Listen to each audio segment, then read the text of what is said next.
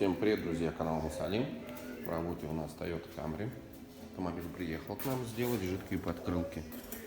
Показываем готовую обработанную заднюю арку. Максимально обрабатываем поверхность.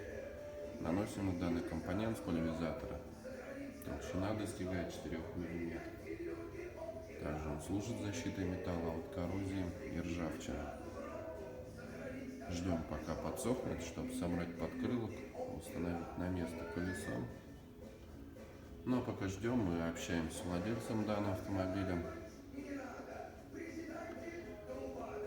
Предложили ему проклеить штатные подкрылки таким вот мембранным шумопоглотителем. Толщина его 7 мм, называется он блокшот.